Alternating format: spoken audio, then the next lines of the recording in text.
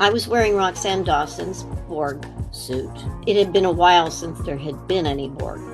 So they went and they dug up a suit they thought would fit me. They didn't quite know how you put the suit on anymore because they're like little tubes and stuff like that, and they're Velcro in their ways. So it was quite a production to try to figure out how to put the suit back on. We took about 3 hours to do the Borg makeup. And when we were done, I had to go in front of Michael Westmore, and he was like, nope, it's not right. So we had to go back and redo a lot of it. So it ended up taking about 6.5 hours. Hi, I'm Bonita Friedericy. I played Rooney on Star Trek Enterprise, episode Regeneration. And this is Trek Untold.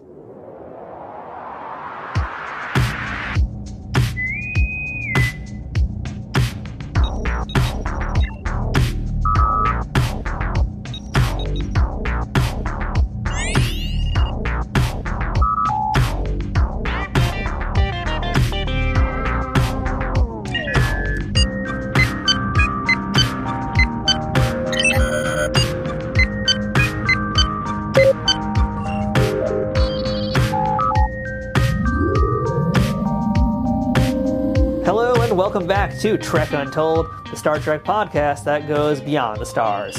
I'm your host, Matthew Kaplowitz. On this week's episode, we're going to be hanging out with Bonita Friedericy. Bonita, you may remember from the Star Trek Enterprise episode Regeneration, where she played a scientist or researcher named Rooney who happened to come upon the Borg, and this was chronologically the very first time the Borg ever appeared in Star Trek history. Now, of course, if we want to get timey-wimey here, their first appearance on TV was in Season 2 of The Next Generation, but as far as sequentially in the Star Trek universe, this episode of Enterprise is when the Borg first appeared on screen, and poor Bonita's character, of course, got assimilated. Across Bonita's career, there are several Star Trek connections, but there's one very, very, very strong one, and it just happens to be another person who was also on Enterprise, although maybe a few more times than just once. Many of you might be familiar with Bonita's husband. You may happen to know him as the good doctor from Enterprise, John Billingsley, aka Phlox. And there's a great story about their time on Star Trek together as well that I really can't wait for you guys to hear about. But beyond Bonita's time on Star Trek Enterprise, she's done plenty of other things, and a lot of folks out there will certainly recognize her as General Diane Beckman from Chuck, a series that I admittedly didn't know a ton about, unfortunately, but I got a good education here. I know a lot of folks out there love that show, and after talking to her, I feel like I got some homework to do and a whole lot of binging to do as well. So go ahead and get cozy, take off those winter jackets, and watch out for those Borg nanoprobes. Let's go ahead now and get up close and personal with Bonita Friedericy and learn all about her life and times on Star Trek Enterprise and beyond. But before we get into today's interview, I want to ask you guys, are you following Trek Untold on social media? If you're not, you can go ahead and follow us on Twitter, on Facebook, on Instagram, and heck, even on TikTok, all at Trek Untold. That's one word, no spaces, no hyphens. The only space in Trek Untold is the cosmos around us. If you're in a position to help financially support Trek Untold, check out our Patreon page at patreon.com/Trek Untold. For as little as $1 a month, you can help support this show financially to keep us going at warp speed all the way through. And joining at higher benefit levels will give you additional perks, including advanced access to episodes, the ability to ask some of my guest questions, and a whole bunch of other things. Make sure you subscribe to this show, whether that's on the audio platform of your choosing or on YouTube, where the video version of this show lives. And speaking of, make sure to check out our YouTube channel more frequently for episodes of our new mini show, Tales from Trek Untold, as well as other sci-fi goodies. And of course, don't forget to leave ratings, reviews, comments, and whatever you can do no matter what platform you're on to enjoy this podcast and show others that you're digging it too. Links to all these things and more will be in the show notes, including my Amazon storefront where you can pick up any Star Trek or sci-fi related merchandise for me or other things out there, and anything else that I'm working on these days, because who knows what the heck I'm doing these days. But all that information will be found in the show notes for this week's episode. With all that said and done now, let's get this week's episode started up. Computer, access interview file. And welcome back to Trek Untold, and joining us right now is a character actress who you have seen in over 100 films and television shows, some of which we're going to get into today, but for Trekkies, she was among the first in the Star Trek universe to learn how futile resistance really was. Bonita Friedericy, welcome to Trek Untold. Oh, thank you. I'm so excited to be here. Thank you for having me here, Matt. This is great. I'm very excited to chat with you here. You know, I spoke to your husband, Mr. Billingsley, a little while ago, and that was so much fun. Mr. Billingsley as well, by the way. But go on, yes. And he was so great to talk to, and like part of that was my sly way of thinking eventually I want to get you on my show too. So I'm happy we got now full circle. I got Bonita on the show. I'm excited. So I want to jump into things here and ask you, Bonita, first question I love to ask all my guests. And that's, Yes. what's your earliest memory of Star Trek? Were you a fan of the series growing up? So I'm going to reveal my age here. I was born in 1961, and so it was running. It was definitely, on TV in our house, and my father loved watching it. And so, yeah, I grew up watching the original series, deeply implanted in my memory. And actually, it's funny, when I was young, my dad looked a little bit like William Shatner. So there was sort of like this, like, thinking all men look like William Shatner. I'm not sure. But anyway, yes. I hear sometimes they do. Yeah, it's just a thing we do. We just randomly transform into Shatner. It Yes. happens every now and then.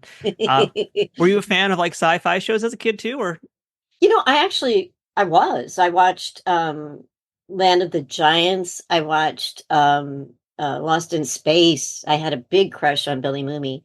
And actually the robot, Danger, Will Robinson, Danger. And I grew up reading lots of science fiction novels. I love science fiction and fantasy. If people remember Andre and Mary Norton, who were actually the same person, that sci-fi writer when I was young, loved. So yeah.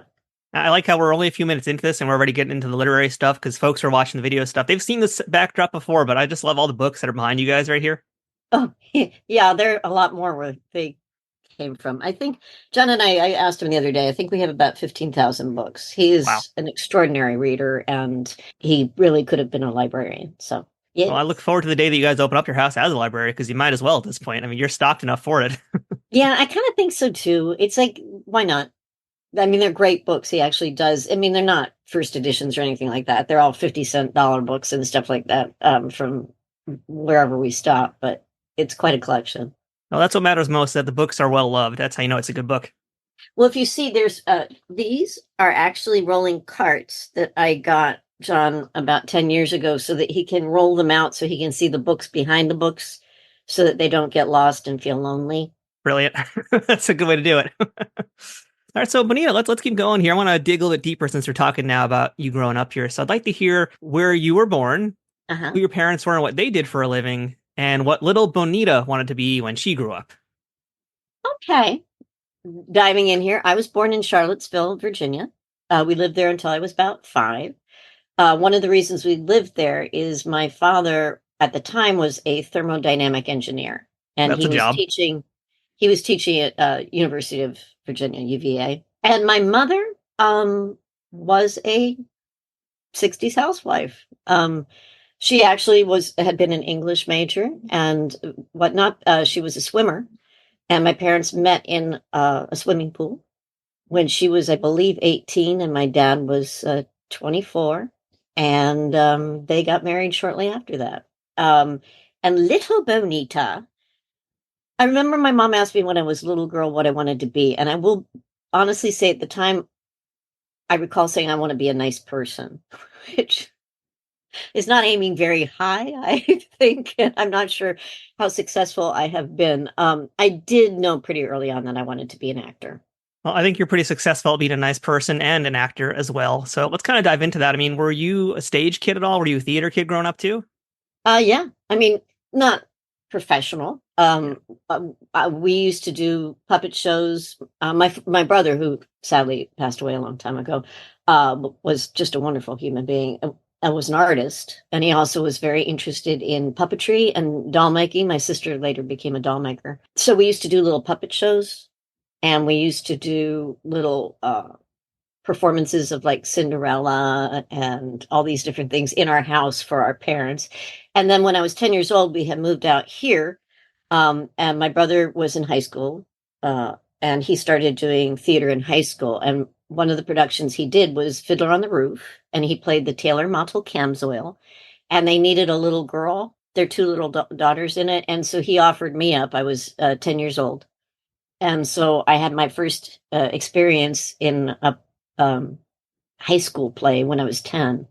And then I continued to do theater like in my school, uh, my middle school and my high school, and then into college. I mean, I got very caught up in it. I loved it. I loved getting to be other people. When you went to college, was that for acting or was that for something else? Well, my parents weren't sure I could make a living as an actor.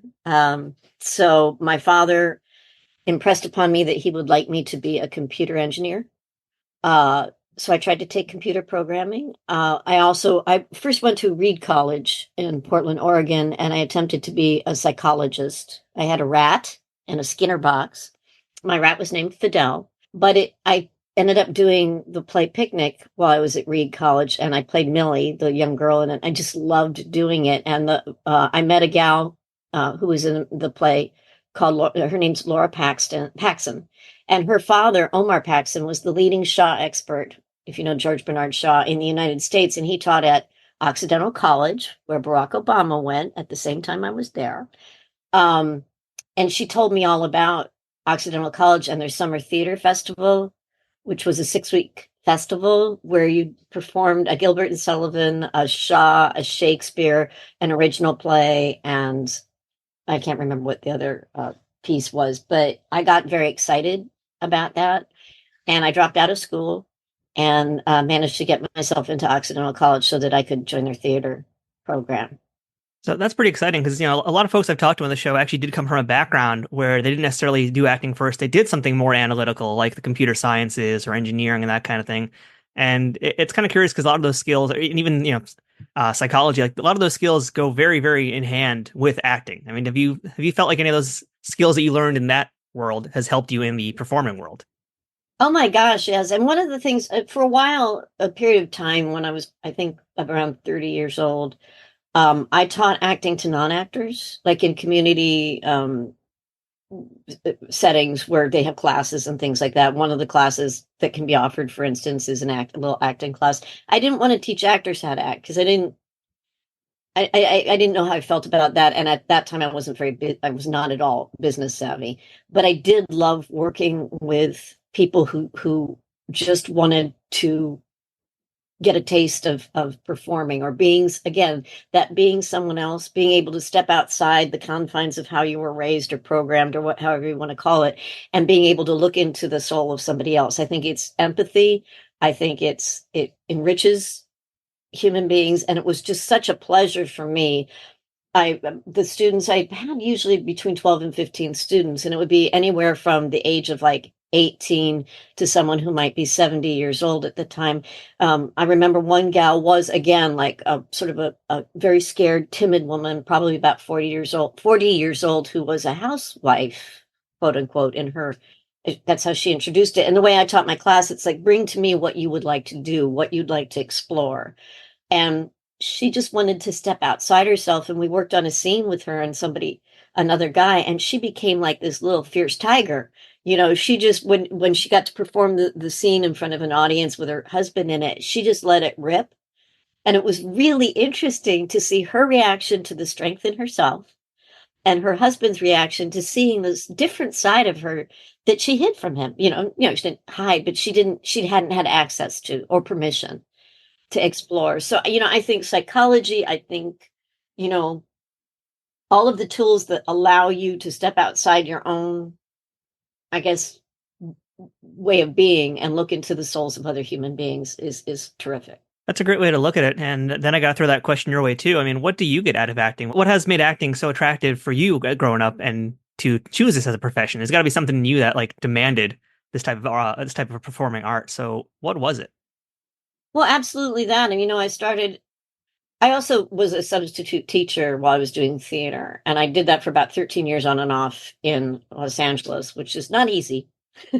um, And one of the things I discovered as I sort of settled upon teaching subbing for middle school, and I ended up at one particular school and I would teach long-term classes. And as I got to know my students, I loved that age group, that 12, 13, 11, 12, 13-year-old. Tough age group But to it's work funny, with. whenever I say to people that that's the age group I taught, people usually go, that was the worst time of my life. Yeah. So I was just going to say that. Yeah. Well, I'm so sorry because I wish we all could turn to you and say, that's you. That was when you were discovering who you were, where you were the center of your universe.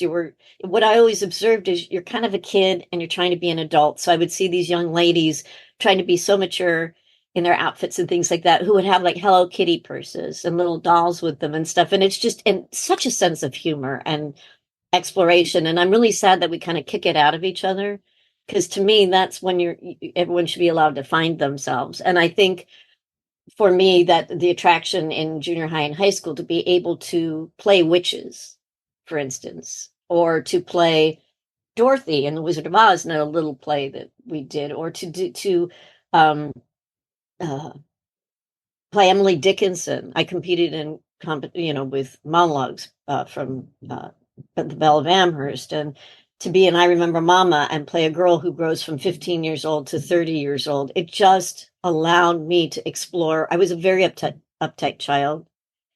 And again, I told you my goal was to be a nice person. So I was very rule oriented and, straight A student, had to do everything right.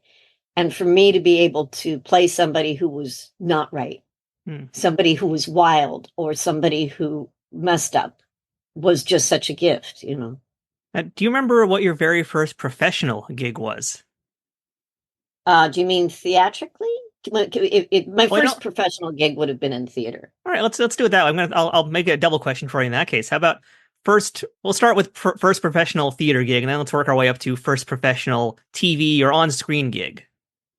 Yes, they're very different, because I had intended to be a theater actress. So my first professional theater gig was Tartuffe at the Los Angeles Theater Center. I believe I was 23 years old. It was a production starring Ron Liebman and Jessica. What was her last name? It's not Jessica Tandy. It's Jessica. Everybody knows her. She was in. It'll come to me. But she's been famous in TV. Jessica Walter. Oh, okay, Jessica Walter. Yeah. Yes, she was Elmire and he was Tartuffe. I had the non-speaking role of Fleapote, who was a narcoleptic maid who would fall asleep throughout the entire production in the background. I got my equity card, and an actress named Jennifer Tilly. Do you know Jennifer Tilly? Yeah, well, I understudied Jennifer as Mary Ann in the production, and she left the production after 5 weeks, I believe. So I took over her role. That's how I got my equity card. But the only way I could do it was and I did it much better, was by using her vocal quality, because she is brilliant and she was extremely funny, but it was all wrapped up in her delivery. And that show ran, I believe, 7 months, 8 shows a week. And so I took over the role and had a blast. And I ended up doing a lot of theater at the LATC, as it was known back then. That is an amazing Jennifer Tilly impersonation, by the way. I can't wait, oh, Father. Sometimes she sort of talks in a really weird voice, and sometimes she doesn't at all. But I'd have to work on it again. But it was, John calls it I have like a little collection of squeaky voiced women that I imitate. That's really cool. Now, how about first on-screen professional gig? First on screen, the first real job I got, I was 36 or 37 years old. You can see there was a gap in there. I was scared to do TV and film, and I didn't know how you would get work. Well, what was so scary about it? Was it the fact that you just felt it was more difficult to get work, or was it just that it was such a different world? Both. Back in that time, the word was, if you were a theater actor, you were too big. It goes back and forth and back and forth. Now I think it's sort of all evened out. But back in the day, it was like theater actors were big. You used your hands. You had too much expression. I think it's the Michael Caine. If you ever saw his acting classes and on tape and stuff like that, or his book, it's like how to look in someone's eye with the camera on you. Never move. Your face must be small. You see it in the eyes. And it was like, I don't know how to do that. I'm a stage actor. So I was scared of that. I also, I was 36 and, very, very character actor. It's like, how do I even get in the doors? What do you do? And I actually consulted with my sister every day because she was trying to figure out how to have a career making dolls. I know this sounds odd, but she and my mom and my brother at one point were high-end doll makers, where they're like pieces of art. Like they would do Don Quixote on horseback this beautiful sculpture with clothing and stuff like that. I mean, they weren't to be played with. But she had tried before my brother passed away to figure out how they could become successful doll makers. So she really applied herself to the business of it. So we would talk every day, like, how can I get myself known, so that I can get auditions and things in the TV and film world. And it turned out there were these casting workshops where you could pay a little, like $25, and you go in and with other actors and you read scenes and stuff in front of casting directors. And some people objected to that. My sister was like, can you believe it? $25 to advertise your skill set right there in front of the person that can get you in the doors. And I think she was right. So to answer your question, the first job I got was through an acting workshop, and I played the woman, or Bonita, on Mad About You. I had one line, and it was Helen Hunt and Paul Reiser. And it's funny because that actually was not my first professional job. Come to think, it was my first TV job. My first real professional job is I got a national commercial for AT&T, and which was a huge deal. I mean, it was a lot of money, and it was with Paul Reiser. He did a whole campaign for AT&T, and I was in an elevator with Paul Reiser, and he was selling AT&T to me. So I'd done that commercial with him, and then I was on his show. So it was kind of an interesting. Yeah, that is a heck of a connection to have there. I mean, who would have thunk it, right? Like, you're doing this random commercial, and now here you are, Mad About You. Yeah, yes, exactly. And you're sitting in the chair next to him, kind of going, hi, I know you. So one of the shows I know you're very well known for is Chuck, where you were General Diane Beckman. I never saw Chuck somehow. I think back when it was first airing, I think that was like interfered with my work job hours. So I never got to see it, but everybody tells me I need to watch it. So I need to watch it. You would I don't know if you like spy dramedy kinds of things. It's well done. I must say, I think it's a charming show.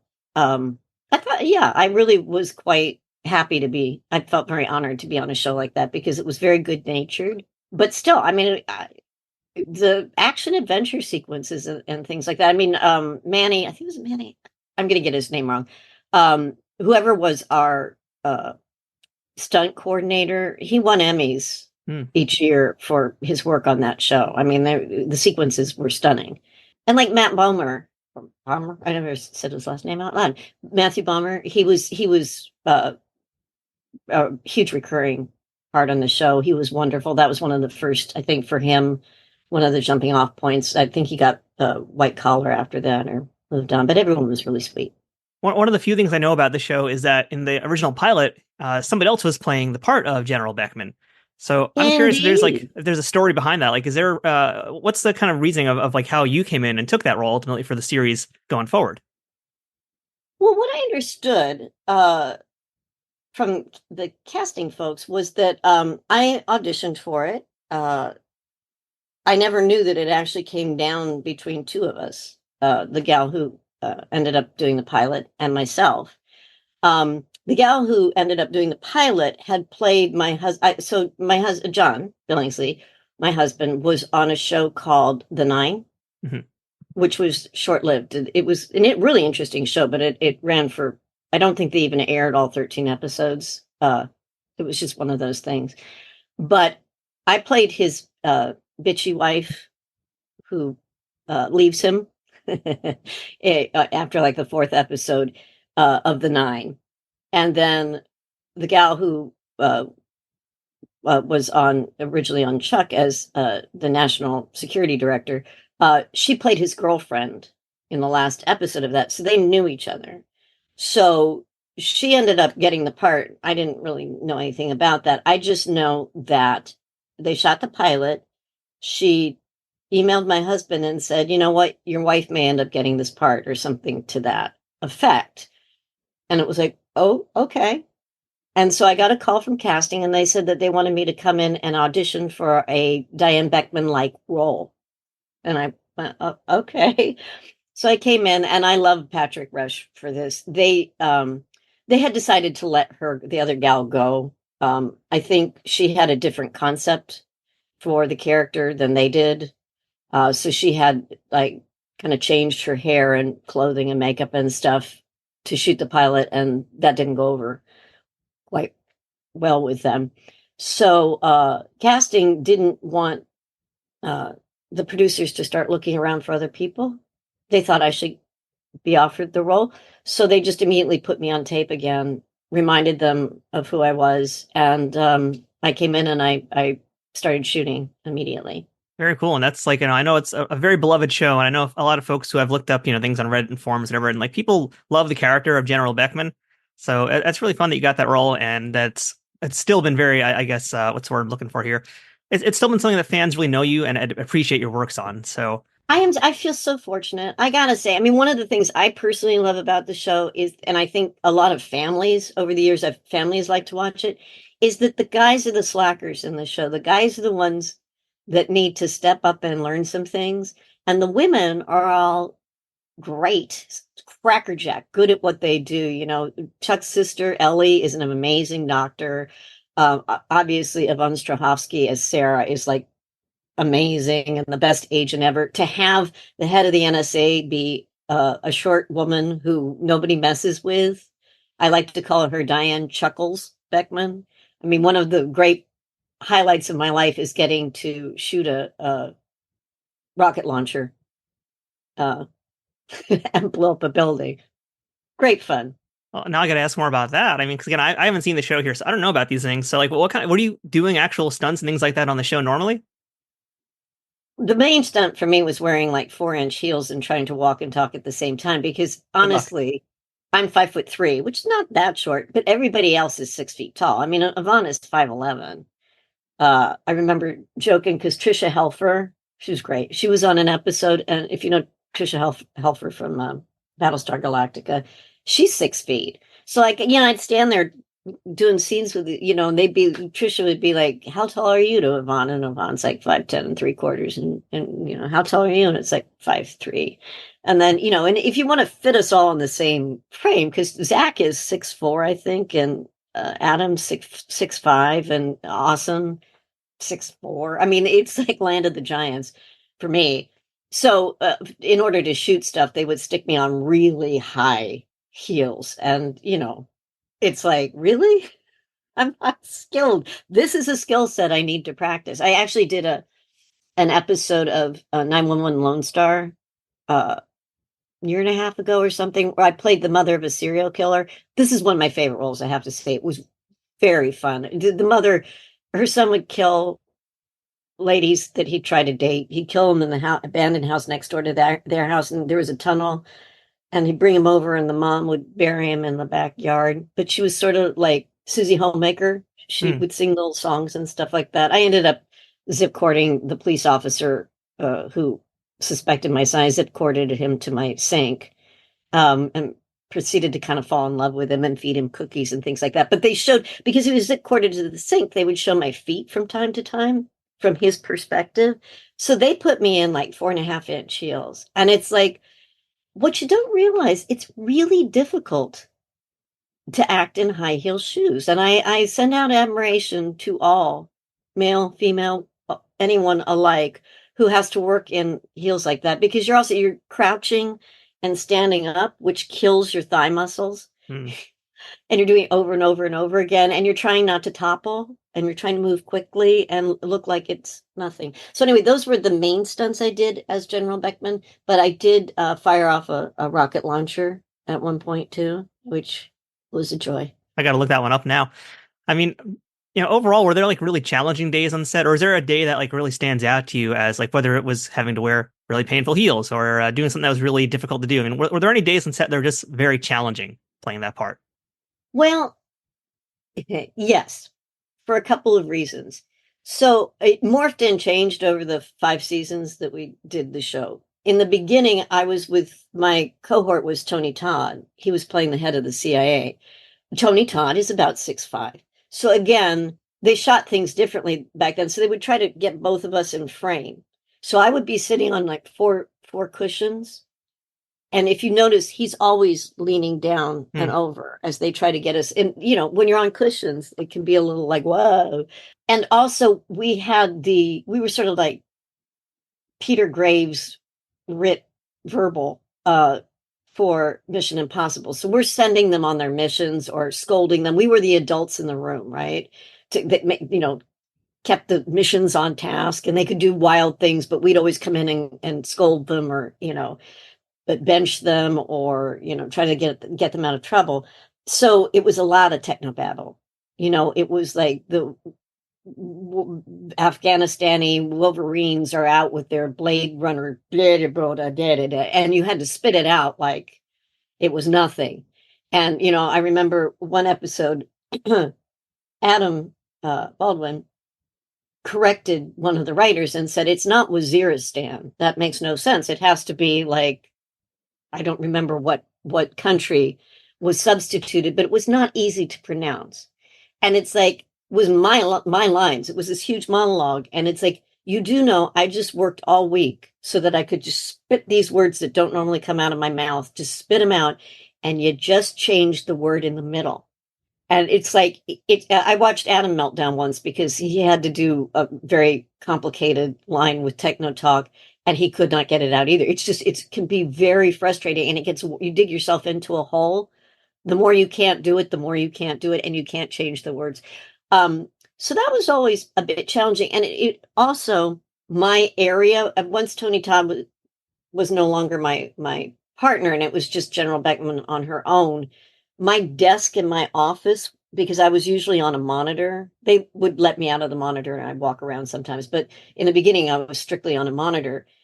My area would change where they would put my set because they could do it really easily. So once I ended up in the corner by craft services, and there were like 40 people trying to film me, but there was no room. So it's like just me and then 40 people like all piled on top of each other. And it's like I was staring at them and I started laughing. It was kind of unbelievable. It had its own, there were tasks that I needed to be prepared for. And I enjoyed doing that very much. And we'd be remiss not to talk about Zachary Levi, because this show put him on the map. I'd love to hear any stories you have about working with this young, fresh-faced, young Zachary Levi. You mean Abraham Lincoln? I used to call him my Abraham Lincoln. He was just lovely. I mean, I have to say, he's extremely funny, as you know, and he was that. I mean, he made that. I actually think he and Adam, all of them, and Yvonne, they took the characters and had, which is what great actors do. They had the writers start to write for them. If you watch Adam Baldwin on it, his Agent Casey, grunts all the time, but it's the most interesting thing, and that's all Adam. And they started writing in the grunts and the silences and all that kind of stuff. They just to write into his portrayal. And Zach, I mean, was just crazy. I mean, he could ad lib and improv and just make up some of the funniest things that I have ever actually encountered. And he was just always great. He took great care of me. And I always appreciated that a lot. And he loves beef jerky. And I do remember for one of his birthdays, I think I bought him 5 pounds of jerky, which was probably a little bit overkill. So if I ever see Zachary Levi in person, I'm going to say, Bonita Friedericy says that you're a mensch, and here's a Slim Jim. Yeah, exactly. Hey everybody, we'll get right back to the interview in 1 second, but I wanted to remind you all to check out Trek Untold over at Patreon.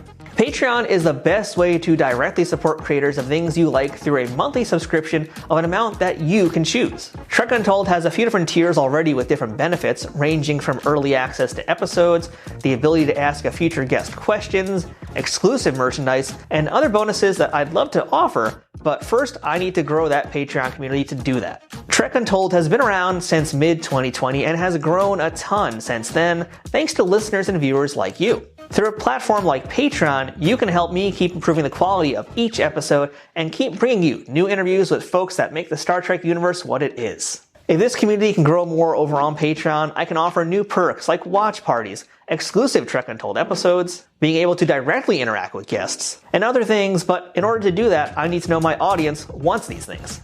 The best way to tell me what you want is by supporting us on Patreon, so please, check us out at patreon.com/TrekUntold today and become a bigger part of the Trek Untold family. And now, back to the interview. So I do want to also ask about another show that you did a little while ago, which was Preacher. And in that show, you played Terry Loach, which is a fairly complicated kind of character. That whole show is so bizarre, and the comic too, same thing. It's man, if you've never read Preacher, do it, but be warned. But yeah, I'd love to hear about your time on that show because that feels like it's not an easy part to play. Well, Terry Loach was the no. I mean, her daughter. Am I allowed? Like, spoiler Spoiler alert, alert. yeah. Uh, her daughter, and you don't know why until last episode or whatever it is, and they didn't tell me. But her daughter has been shot in the head and is in a coma, and she is trying desperately to find a way through it. I mean, what you can see the pain and the anguish, and she is struggling with this guy who's playing the preacher to you know understand if he's that she thinks that he's not godly, and that somehow her daughter and the injuries and stuff is tied into all of this. And I think you may recall there's a sequence where I had to take a baseball bat and beat up a truck and literally a pickup truck and literally smash through windows and stuff like that, and that was not easy. I think I only did one take. I mean, we set it up and I understood where I had to hit stuff, but I'm talking about like bashing in windows and breaking them with the glass and things like that, and just screaming the whole time in the middle of a street in Albuquerque. I do believe I may have gotten quite a round of applause after having to do that. It was also, I mean, one of the interesting things, Seth Rogen was one of the executive producers, very, very lovely, nice man. But I do recall we were doing a scene where I'm putting lotion on my daughter's head, and where the bullet hole caved in, and they used a prosthetic head, right? So I'm supposed to be putting lotion, and I hear from the director and the and Seth, I hear, "Hey, can you put some lotion? Just stick your fingers right in that hole. Just stick it in there, like move it around. Okay, keep moving it around. Can you stick it in deeper? Oh yeah." And then I hear wild gales of laughter. Be like, "Oh, gross," but it's like, okay, this is interesting. We're going for a little bit creepy, creepy, creepy, gross. Well, that's pretty much Preacher in a nutshell, though. It is very much about that kind of macabre humor, but it fits. It fits the theme. Yeah, I seem to recall it. What do you call it? Chainsaw sequence, where it doesn't end up well for several of the bodies. Preacher is not for the faint of heart. But Yeah. on a less gruesome note, throughout your career, we already mentioned that one of your earliest gigs was Mad About You, and you've done tons of sitcoms. I mean, you've done Drew Carey, you've done Third Rock from the Sun. There's like Sony, Dharma, and Greg. But I'm kind of curious to know, among those dozens upon dozens upon dozens of sitcoms that you've done, what was like your most favorite experience to be on one of those sets? Is there a show that like really stands out to you that you had a great time on? Oh, I enjoyed all of them in different ways. It's interesting when you're a guest actor on a sitcom, because you can, at the time, again, I think I said Mad About You was my first TV gig, and I was 36 or 37 years old, and it was like, let me learn. As I told you, I was also nervous about, am I too big? Am I too small? How do you do this? I do remember I auditioned and got a part of the ugly woman on Becker Oh, with okay. Ted Danson, which was he was really nice. He was great. I loved I loved sitting around enjoying with those guys. But it was funny because at the table read there was supposed to be an ugly guy, and the episode was called "The Ugly Truth," I think, and it was revealing that Becker had a prejudice against people who were not attractive. So he would be nice to the pretty people and mean to the not so pretty people. And so I came, and I came no makeup, how I'd auditioned for the thing. And the guy who was playing the unattractive man did not. He came looking really, really nice, all sorts of stuff. He got fired Hmm. after the table read. And they brought in another actor. I can't remember his name right now. I love him. I did a movie called Sleeping Dogs Lie, where he was also, that was one of my favorite. I loved working on that movie. That was Bobcat Goldthwait wrote and directed that. It's a really lovely, lovely little movie. But anyway, I learned a lesson there, which is, don't you show up for the part. You don't show up to be noticed as the person. You kind of stick with it. So I will say that I was on a strange sitcom that did not last long called Off Center. There, was John Chu? John Cho. Is John Cho the one who's in the Star Trek movies? Yep, that's John Cho. So yep. So he was. If it's that one, I should look. That might that's the not, show. Yep. Yeah, he was great. That was like his first thing. Really? He was like 22 years old or something like that. And I played like the barfly. Stephen Tobolowsky was guesting on that with me too, and that was really fun because I had known him from it all hooks back together. He's a theater actor. He was a theater actor. His wife, Anne Hurd Tobolowsky, is a fabulous theater actress and director. And they were at the theater center at the time I was. And I understudied all the women's roles in a play called Barabbas, which starred Bill Pullman as Barabbas. That's when I first met him. Another fantastic actor. I do want to shout out, I wish Steven had done Star Trek because he's one of my favorite character actors out there. I so wish that they found a way to get him onto Star Trek, but that's a different conversation. He would have been fabulous. I know, yeah, he's one of my favorite character actors too. So on this episode of Off Center, I played the barfly that he had picked up at a bar, and like I think he played the father of one of the guys in the show, which is why he was there in their apartment. And you just see these red shoes sticking out from under a blanket that he gets up out of, and I'm under the blanket. So I get revealed, and I'm in this strange little outfit, like a little leopard skin thing. And my favorite line was, "Can anybody help me find my thong?" Which was lost in their sofa. That was quite an enjoyable experience. I liked working with all of them. All right, well, Bonita, let's beam into our Star Trek discussion right now. So you were the researcher named Rooney from the second season Enterprise episode Regeneration. This is the one that introduces the Borg chronologically into the world of Star Trek. So let's take this one from the top here. Let's reset to 1. How did you get the role? And in this case also, did the casting people know that maybe you were, married to one of the stars of the show? Great question. So yes, I auditioned. I was very nervous, obviously, because I was auditioning for my husband's show. I auditioned David Livingston, who directed the episode and is a very dear friend of ours. I love David and his wife, Dorothy. Anyway, so David was directing. So I auditioned for David, and I worked really, really hard on the audition. And as I recall, I physicalized everything, because the researchers, we did a lot of our talking while we were roaming around the Arctic or Antarctic. I guess it was the Antarctic. And I felt that it went good. Well, I was on it, and David was like, "I want to bring you back for." He didn't act like he knew I was married to John. I don't think he did. So he said, "I want to bring you back later today for the producers," which it was Rick Berman and Brandon Braga. So I said, "Okay."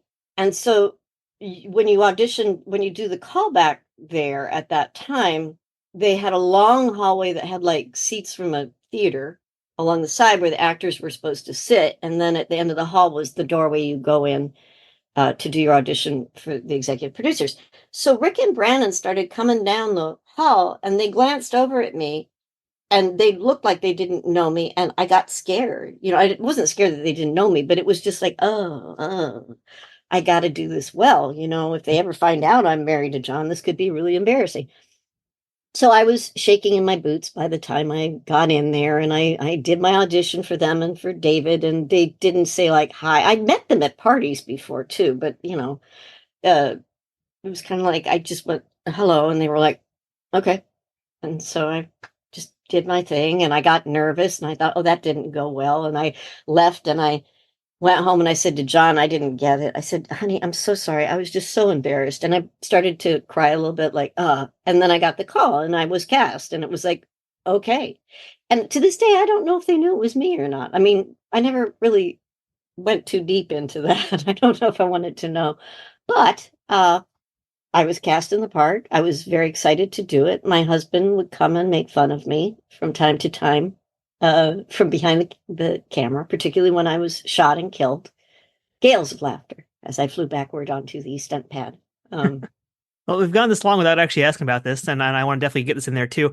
I would love to hear the story about how you and John first met. And this is unrelated to Star Trek, but I feel like this is the great place to put it into the interview. Now, if John were able to hear me, he's somewhere in the house. We have slightly different versions, Okay. as many couples may, like from one perspective. So I will say the first time I laid eyes on John, I went to see a production of Great Expectations, of the book. It was a play version. And he was playing, if you know the book, Herbert Pocket, who's the Pip's sort of odd, eccentric friend. So I'm sitting there in the audience watching this production, and his character at one point is supposed to try to box with Pip. That's how they first become friends as young kids. And my husband rips off his shirt, which, if you know John, something's got to come off. It always does, pants or shirt. So the shirt comes off, and he's this guy boxing, and he's throwing buckets of water on him. And I thought, my friend who's the director, we were like, who is this guy? This guy is amazing. I've never seen anyone who can act like this. It was just great. I then tried to compliment him after the show, and he seemed more interested in going out for drinks with friends. So I kind of went, fine, whatever. But then we ran into each other on and off doing those acting workshops I was talking about, how I got mad about you. But we didn't, for whatever reasons, we sort of just were ships passing. It was like, hi. And then my friend, Bruce Wieland, went out to breakfast with John and a mutual friends. And I saw my friend Bruce later that day, and he was like, do you know this guy, John Billingsley? And I said, yeah, he's a great actor. And he said, you should go out with him. And I was like, I don't know about that. Okay, why? And he said, you guys just have the same energy. And I went, fine.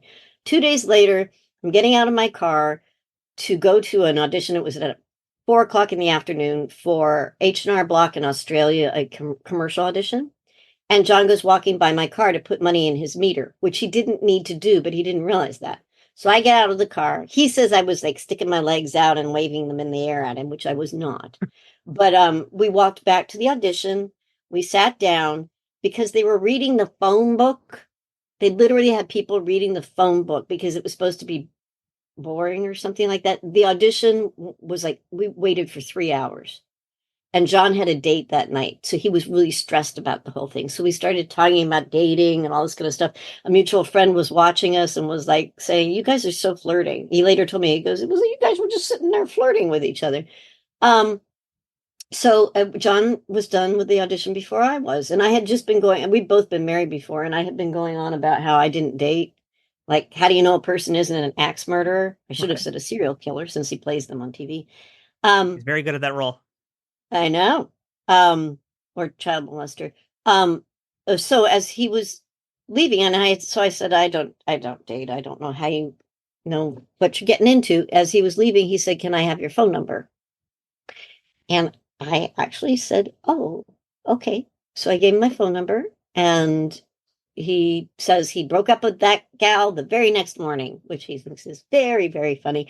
And then he called me about 2 days later. And he asked me out on 3 dates. He asked me to lunch, and then he asked me to parts 1 and 2 of the play Cider House Rules. And I said yes, and that was that.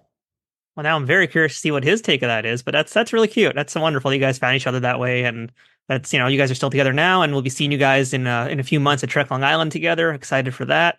That's awesome. I love it when good people find each other. Well, we feel very, very, very fortunate. I am very fortunate, and yeah, I mean, we do good together. Yeah. It's a good thing. And yes, that was an interesting way to also meet each other, I have to say.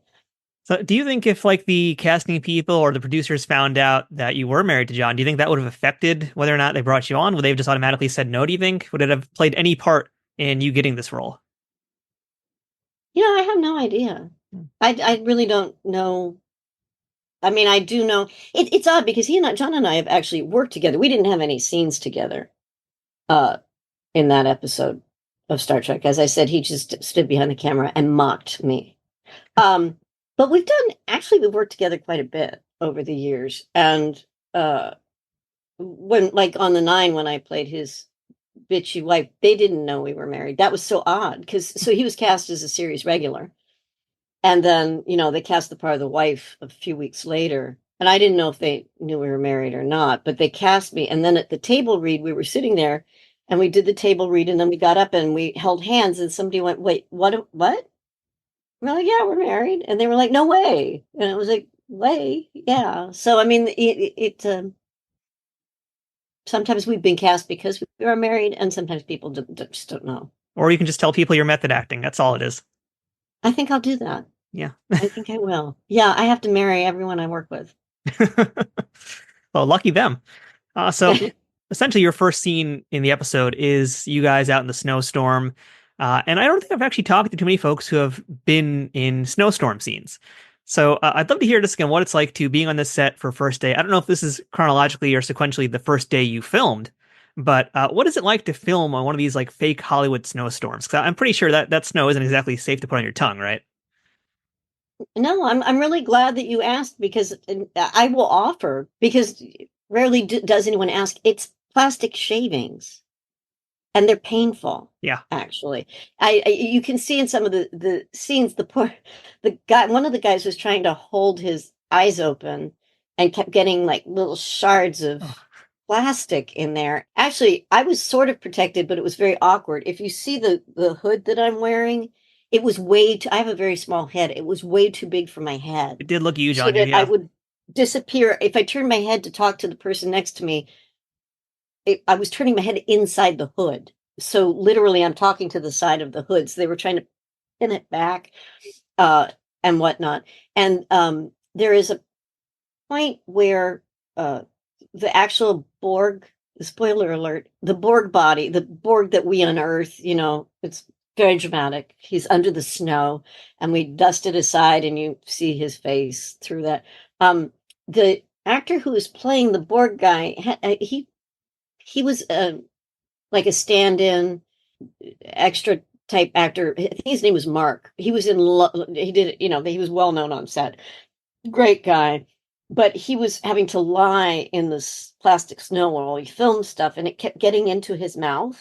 And at one point, when I was doing the scene where you see me wipe the snow off of his face, they cut, and he sat up and he couldn't see anything because he had to keep his eyes closed because of the snow. He just sat up and he spat like a huge wad of plastic snow on into my face, which is, he wasn't doing it on purpose, but we all burst out laughing because he had no idea that he just spit it all over me, because he was just trying to get it out of his mouth. And it was like, oh, wow. She said, wiping it off of her face. Thank you. Really appreciate that. Can you spit to the right next time? Not straight forward. So yeah, and they had to, blow it around, obviously, so they would get the fans going. How they made all that plastic snow, I don't know if they bought it, if they made their own shavings. I never asked.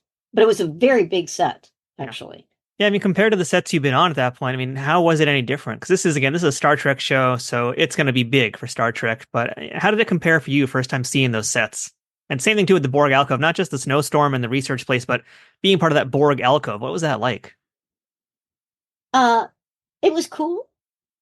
I do say with the instrumentation panels and stuff like that, it's like, anybody have thoughts what I'm pushing or what I can push, or what looks real? I don't, I'm fondling dials and buttons, but I'm really not sure what I'm supposed to be doing. What am I turning on or off? I will say I also worked in the Percy Jackson Lightning Thief movie, and that perhaps is the most enormous set. That was outrageous. And just, I'll switch back to Star Trek, but that was odd because I was turned to stone, and they had this gal from Scotland, I think, who was the premier bust maker, where you have a straw to breathe through, and they do a whole mold of you.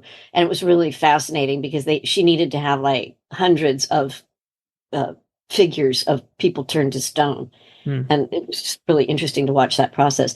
But the first really, really vast set that I worked on was that for Star Trek. And it was like walking into particularly that whole snow environment, because as I'm trying to recall, that we had to walk through all these paths that had different,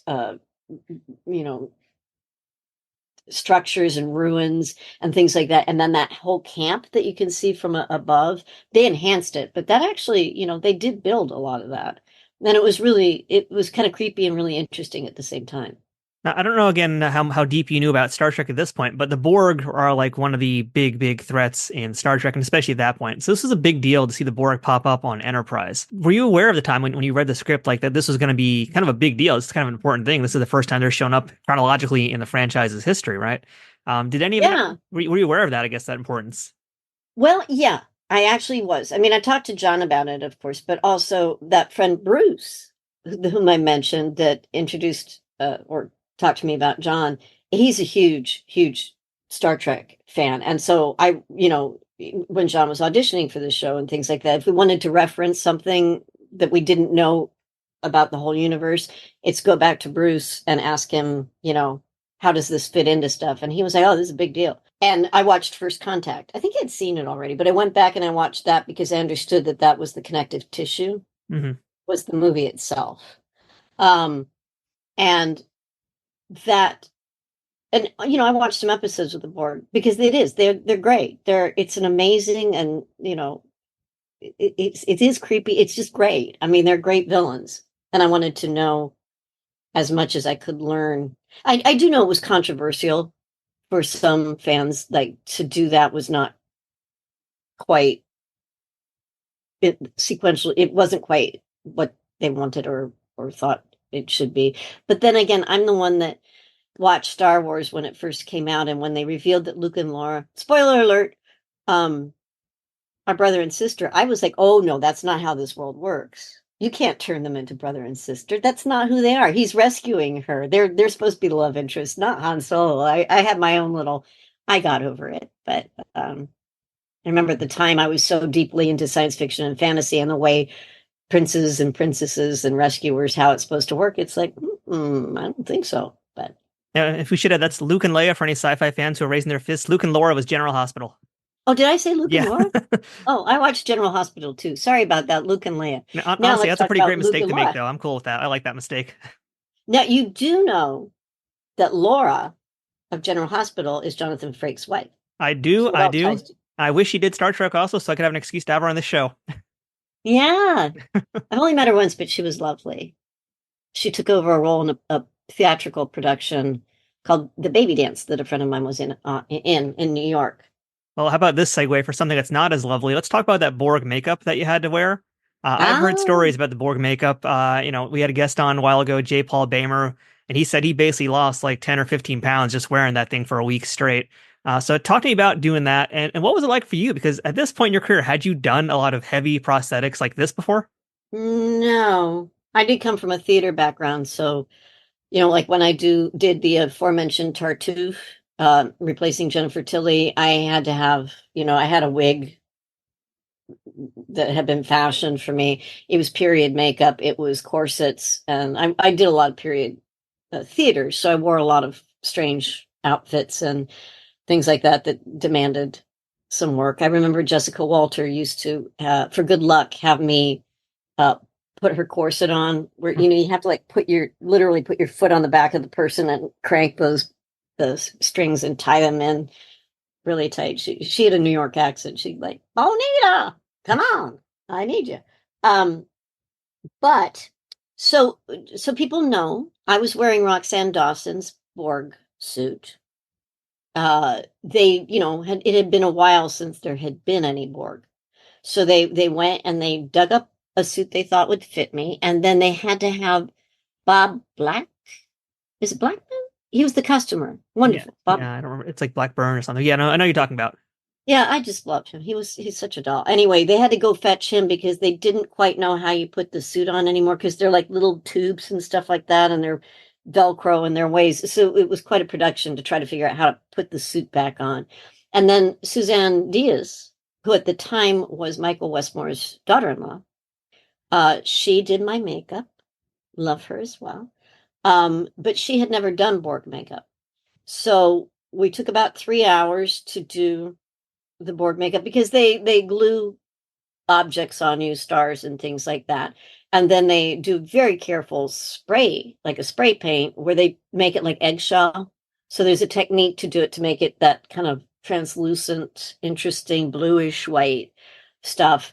And when we were done, I had to go in front of Michael Westmore, and he was like, nope, it's not right.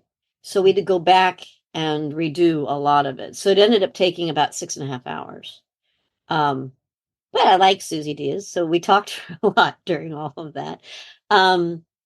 And then I can't remember his name. One of the guys that, again, was a regular on the set to play the Borg or, ensigns and in the background, stand-ins and things like that.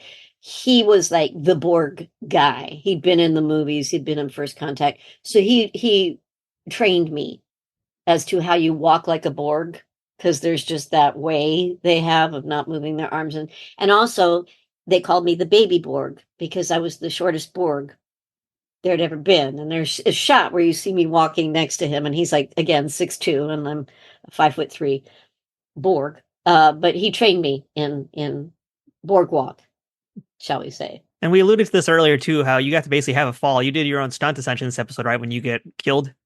Yes, I was squibbed. Squibbed. So squibbed in this case, not with blood, but with electricity, basically, right? Yeah, good old Scott Bakula fired one off and shot me in the chest, blowing me backwards. So I had to leap backwards and fall onto a crash mat, which I like stuff like that. I mean, I think it's kind of interesting because I'm like that. I like stunt stuff. I mean, honestly, when I was General Beckman, I really wanted, a friend of mine named Anthony DeLongis is one of the major stuntmen, and he's just amazing. And he taught Michelle Pfeiffer how to use the bullwhip. In the Catwoman and he was movie. Also in Star Trek a bunch of times too. Yes, and I did a short vampire film. I can't remember what they're called anymore. And anyway, I had to be a vampire who was fencing, and I did take fencing in college. So I chose the broadsword, and I was working with Anthony and his partner, Bob Chapin. They were helping me train a little bit to do some fencing. And Anthony started showing me the bullwhip and how the moves that you use in fencing are the same that you use with a bullwhip. And I was so dying to have General Beckman have a sequence where she used a bullwhip. I just thought it would be kick-ass, never got to do that. But I enjoyed doing stunts if I don't kill myself. So yes, and that was when John would stand behind the monitors, and I'd hear cackling laughter from him and the makeup crew every time I get shot and would fly backwards. And they film it a couple of times without a squib, and then they squib you for the last couple of times to get that burst of electrical fire kind of stuff coming out of your chest. Have you been squibbed otherwise with like the blood packets in the past? I've had blood packets both on stage and in TV and film, I believe. On stage, I had to have a blood packet in my mouth because I was in a play where a guy smacks me in the face and then hits my head on a bench. And then I had that blood. But actually what happened is accidentally I bit too hard in the blood. I mean, it looked like I'd been like, my whole mouth had been mashed in. It was, you hear people going, ugh, and it was like, oh, that was a little much. So, I mean, I've always wondered because of that, like, what is actually a worse feeling? Because I know when a squib goes off, you feel it. But in this case, and again, this is from years of watching Power Rangers, and in Power Rangers, everybody gets hit and they spark up. What feels worse, the sparks or like the squib exploding on you?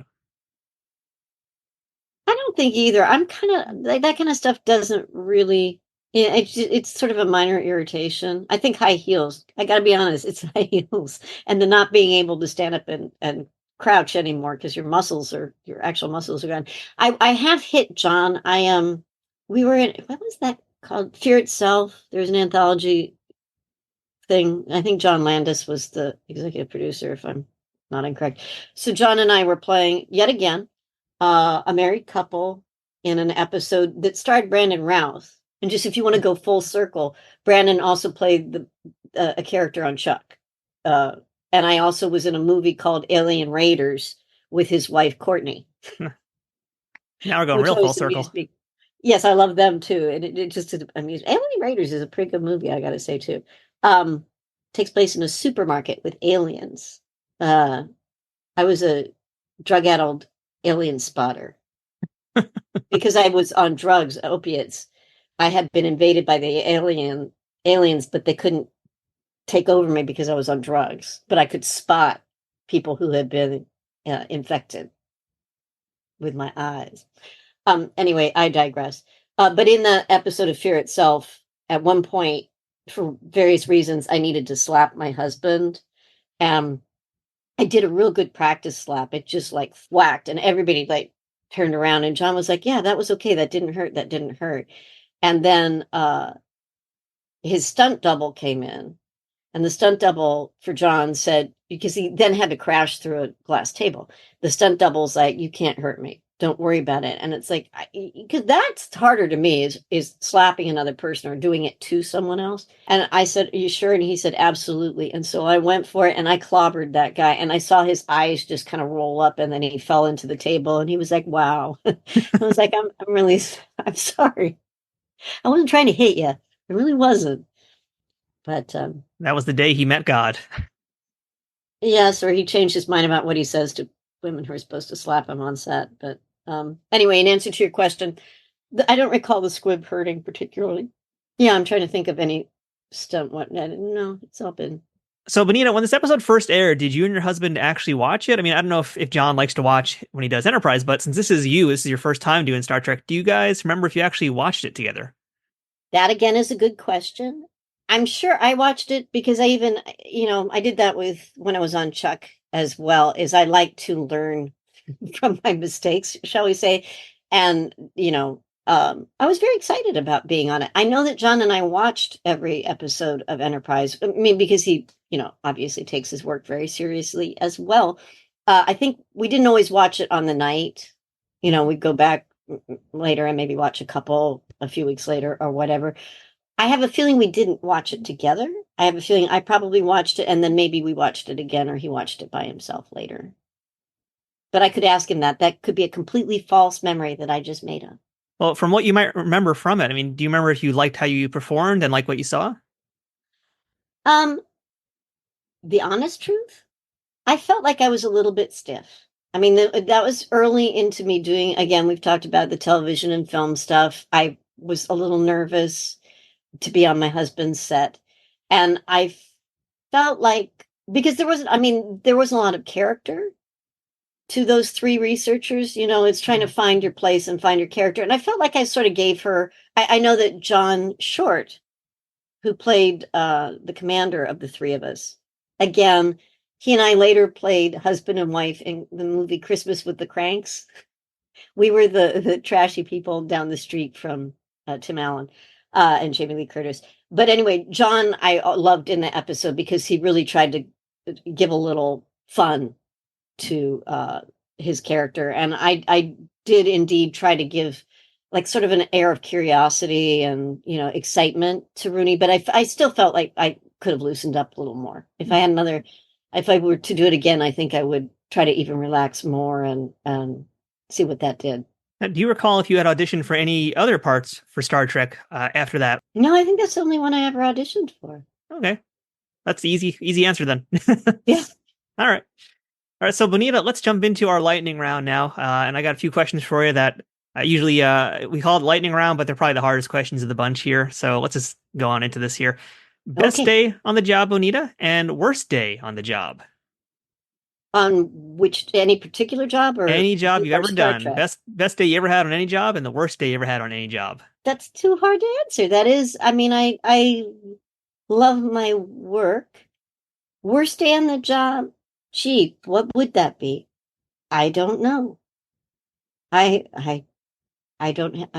You've left me speechless. I mean, if you never had any really bad days on the job, that's a good sign, right? Yeah. I mean, I was on, that was pretty bad. I was on Alias, the Jennifer Garner show. And that was, again, early into me doing stuff. And I had been walking my tape through, this is me trying to get work, walking my tape through an office, and the casting person was a friend and they liked me a lot and was like, "Hey, you know what? I think we have a part for you." And they said, "Here it is. Do you want to do it?" And it was like this scene. It's so funny you think back on it. It was like Bradley Cooper, Jennifer Garner, all these people, and it was a scene where everybody's at like a big, huge conference table. And I believe Michael Weatherly was there. He was having a little nap over on the side. And my deal was just, again, one of these talking head monologues. I was a scientist or something, but I had been given the part, so I hadn't learned the lines the way I would for the audition. There's that thing where if you're auditioning for something, you work on it, work on it, work on it, work on it. You get the part, you work on it, you work on it, and you do it. And you know it cold with these kinds of lines. That's what I had to do with General Beckman. It's like walking up and down hills trying to learn these lines for hours. I was given the part. I had read the monologue. I'd worked on it, but I'd only had like a day to work on it because I'd been cast and immediately got it. And I remember I had like a major meltdown. Like I could not get through the lines. And that's an interesting thing because you have an entire room full of people, crew, Bradley Cooper, Jennifer, all these people who actually feel for you, but it doesn't matter. You're standing there not getting through this, not take after take after take after take. And it's like, somebody help me. Somebody, I managed, I finally sucked it up and got through it, but it was like, it was a little bit painful. Best day. I loved working on 911 Lone Star. Like I said, my recent stuff, there were a couple scenes that I just really enjoyed that character, and I felt like I really was free with what I was doing. I also was on Chicago Med, and I played the homeless mother of a series regular. And I think John and I work with an organization that feeds unhoused people, Hollywood Food Coalition. And for me to have the opportunity to present a real, like I said, to be another person, but in a very real sense, to be able to stand up and, you know, present this woman. And there was a particular scene where she's living out of a van and her daughter comes to find her because she needs to go back to the hospital. The mother does. And when the daughter drives up, the mother's van has been stolen. She thinks actually the daughter had it towed away, but the mother doesn't know that. And it was just screaming and the pain and the loss of the only thing that she had that had her life in it. And I was able to do it over and over and over again. And it still makes me very emotional.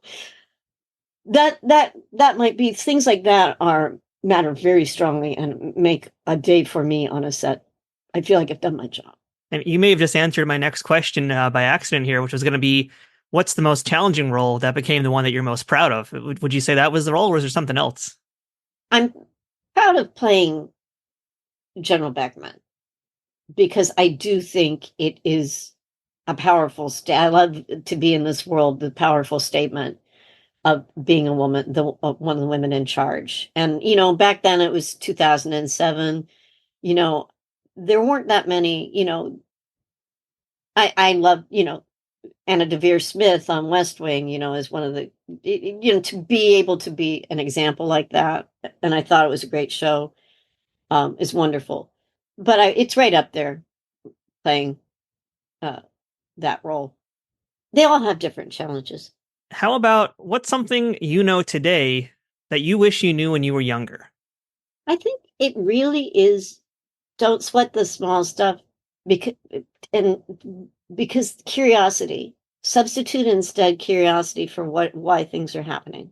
An example, driving home yesterday, John and I were driving from Jackson Hole. I was doing the driving with some friends to Salt Lake City to fly back here, and the rent-a-car, one of the tires, the pressure thing came on and said it was ridiculously low. And my friends in the back were like, "Oh my God, what are we going to do? What are we going to do?" And it's like, well, let's just see. I mean, I don't know. Maybe, how do we know? How do we know there's what's going on here? And it ended up, you know, we just filled the tire with some air and it was perfectly fine. And, you know, and that's what I've learned is there's always, it's to just pause and look and see. What is the most important piece of advice, either professionally or personally, that someone gave you that you still think about today? I think professionally, and that may work personally too, and it's sort of along the same lines, is just keep showing up. I mean, do the things no one else wants to do. I mean, there are reasons, you know, there nothing is actually as easy as it may seem if someone else is doing it. again, it's that I think it's this thing that's coming to me is just be curious, and just show up every day if you can. And last question for today, Bonita. What is the best part of being a piece of the Star Trek universe? I will be honest, getting to interact with fans, people who care. I think the fandom and the human beings that are involved in Star Trek, there's such a goodwill and a sense of inclusion and taking care, a camaraderie, taking care of each other. I just think it's a lovely world of humans to interact with and be a part of. And I think Star Trek is very lucky to have you and your husband as part of this series here. And you're also among a very rare group because there's not many husband and wife duos that have done Star Trek together. So that's pretty awesome too. Oh, we love it. It's fun. And I will admit too, I'm very excited to meet both you and your husband at Trek Long Island 3 coming up in next May 30th through June 1st out in Hop Hog, New York. Trek Long Island is so much fun, and you guys are going to love it there. I mean, I know you guys are doing the Big Vegas one. We're talking right now, and it's about a week away from the Big Vegas show. But, when's the last time you guys have done a convention on the East Coast? Gosh, it's been a long time. Well before the pandemic, I think. It's been a while since, it's probably 5 or 6 years. Wow. At least. I'd have to ask John again. I don't. No, that's not true. Is Philadelphia East Coast? Yeah, that counts. I think we did one in Philadelphia a few years ago. Okay, yeah, I think I know the one, yeah. So it's I know you guys are out in different part of the world, so it's still pretty fun to have you guys on the East Coast, and I'm already excited to meet you guys. I haven't talked to you now both.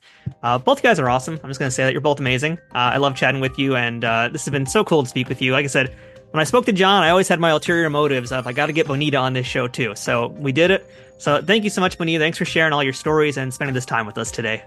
Oh, well, thank you so much. And what a pleasure to get to meet you and speak with you. You seem like a wonderful person as well. And I'm looking forward to us playing around at the convention. Absolutely. Until then, live long and prosper. Oh, right back at ya.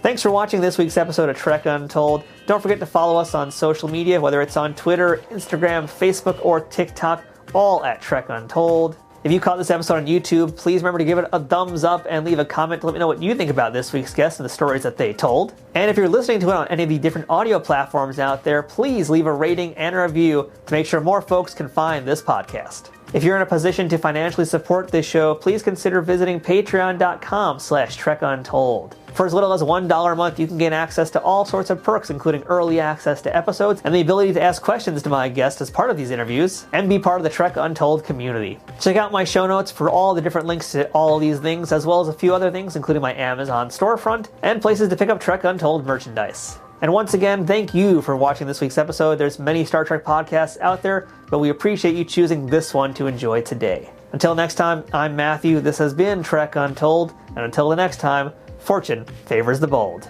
Trek Untold, the Star Trek podcast that goes beyond the stars, is powered by the Rageworks Podcast Network and affiliated with Nerd News Today.